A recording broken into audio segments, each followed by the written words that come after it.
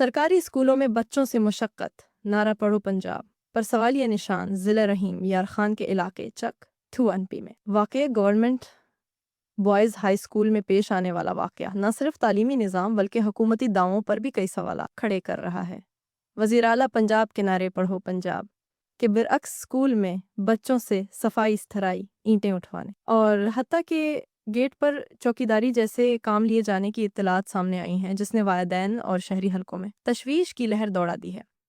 موصول ہونے والی ویڈیوز میں واضح طور پر دیکھا جا سکتا ہے کہ کم عمر طلبہ اسکول کی صفائی میں مصروف ہیں اور بعض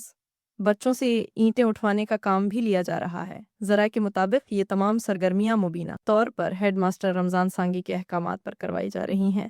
مزید یہ کہ اسکول گیٹ پر بچوں سے چوکیداری کروانے کی شکایات بھی سامنے آئی ہیں، جو نہ صرف تعلیمی ماحول کے منافی ہے بلکہ بچوں کے بنیادی حقوق کی خلاف ورزی کے زمرے میں بھی آتا ہے۔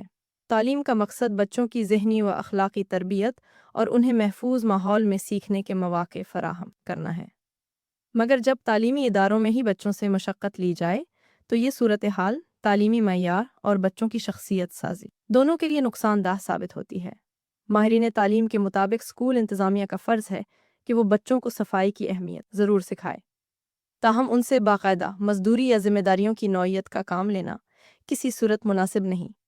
بچوں سے اس بارے میں مکمل انکوائری بھی کروائی جائے تاکہ ذمہ داران کے خلاف سخت کارروائی عمل میں لائی جا سکے اور آئندہ ایسے معاملات کو روکا جا سکے۔ اس واقعے کے بعد سیاسی و سماجی حلقوں نے سخت رد عمل دیتے ہوئے وزیر اعلیٰ پنجاب مریم نواز شریف سے فوری نوٹس لینے کا مطالبہ کیا ہے۔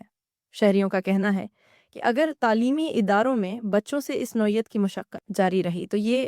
نہ صرف حکومتی پالیسیوں کی نفی ہوگی بلکہ والدین کا سرکاری اسکولوں پر اعتماد بھی متاثر ہوگا۔